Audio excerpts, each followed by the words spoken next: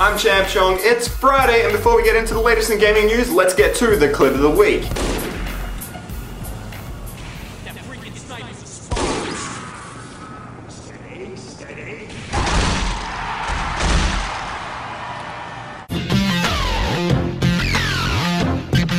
G'day guys, welcome to the Friday show. If you've got an awesome funny short clip like the one you just saw, it can be the clip of the week if you post as a video response down below. But now let's get to the first bit of news.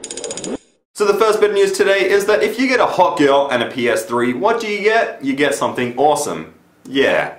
But anyway, you actually get Christina Ricci playing on the PS3 Move in a pretty hot dress. Now, if you don't know who Christina Ricci is, well, she was in movies like Casper and I don't really know what else because her career kind of died, which is actually perfect for the PS Move because, well, that's kind of what happened to the PS Move because it kind of died. Honestly, the PS Move, in my opinion, was a pretty bad move by PlayStation. See what I done there? Yeah. Seriously though, she did kind of make the PS Move controller a little bit more relevant again because, well, these new pictures are pretty damn sexy and it's perfect timing for DLC for Little Big Planet 2 and Infamous 2 because they're on the way soon with Move support. A bunch of other titles are also coming to the PlayStation Move very soon and are going to be available in physical copy and online digitally through the PlayStation Store. Personally, I think that Christina Ricci may have thought this was something else than a PlayStation Move controller, and yeah, I don't think I can name that exact thing on this show.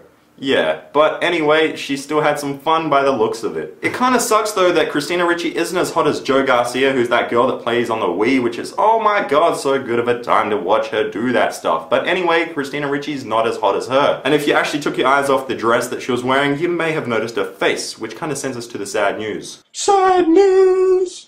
What the fuck? So earlier today, reports were all over the web claiming that Resident Evil 6 was official and on the way. The place that completely jumped the gun on this story was Kotaku, who for some reason wrote an in-depth report and analysis on the leaked images and trailer and, well, confirmed the game to be 100% on the way. It kinda makes me laugh to see Kotaku do something so dumb, but at the same time I'm kinda sad because, well, we aren't gonna be getting Resident Evil 6 anytime soon since the game is actually yet to be confirmed. Another game, or should I say another game studio or developer that has been shut down is EA's Visceral Studios, who are going to be closing their doors next Monday due to EA pulling the plug on them. It's kind of sad to see an Australian-based developer close their doors since, well, they were behind some games like Dead Space and Dante's Inferno. Visceral Studios were also developing another game which is now not going to be released, and I believe this game was actually being tipped to be a big release like their other games mentioned. The shutting down of Visceral Studios and the shutting down of the rumors of Resident Evil 6 were pretty big stories, but they were too sad to be in the big news, which means they aren't in the big news because the big news is coming up now. Big news! So there's a lot of news today, which means we gotta get right into the big news for today because with our first story, it's Gears of War 3, which is out 20th of September, which is just a few days away, and I'm super excited about it. The reason I'm even more excited about it now is that the game is receiving high scores, such as 9s and 10s out of 10s, which is pretty damn good, and it's living up to the story and the hype of the game itself. I personally can't wait for this game, as it's the one that I'm really looking forward to this year because, well, if anyone gets in my way next week when I'm at the shop, well, you're going down with this Lancer because I'm gonna kill you if you get in my way. Yeah. Anyway, another thing that's going down is the PlayStation Vita's battery life because reports coming in are that you're gonna only get about 3 hours of gaming on this device. And since that figure isn't that big, it's not even worthy of the big news right now, so you can read more about it in the link provided down below, and I'm not gonna talk about it anymore because it's not big. The real reason I wanted to get that news story out of the way so quickly is because the big news of the day is the real big news, which is Battlefield 3. So at the Tokyo Game Show this week, many people got their hands on Battlefield 3 and got to have some fun with it, unlike what they had at Gamescom about a month ago. And the news coming out of Tokyo is that the game looks better, plays better, and all those glitches that you saw at Gamescom and all those bugs too are now gone. The game is yet to be finished, obviously, but people that played the game in Tokyo are warning console gamers that if you're expecting the graphics to be anything like PC on your PS3 or Xbox 360, just go sit in the corner and cry to yourself because that's not happening anytime soon. But don't cry too hard because, well, it's not that bad of a thing since the PS3 and Xbox 360 are 5 to 6 year old technology. Now to end the news for today, and before you think that I've not mentioned any Call of Duty in this video, here it is because, well, a couple of days ago Activision were kind enough to let me play Modern Warfare 3 and I have to say it was pretty damn good. Oh, and I also got to hang out and play against Robert Bowling, which was pretty damn cool. And anyway, if you do want to know more about my thoughts on the game, I will be providing them on my second channel, which I've linked down below. As I said, that's about it for the news today because Gorilla Man is here yet again with his question.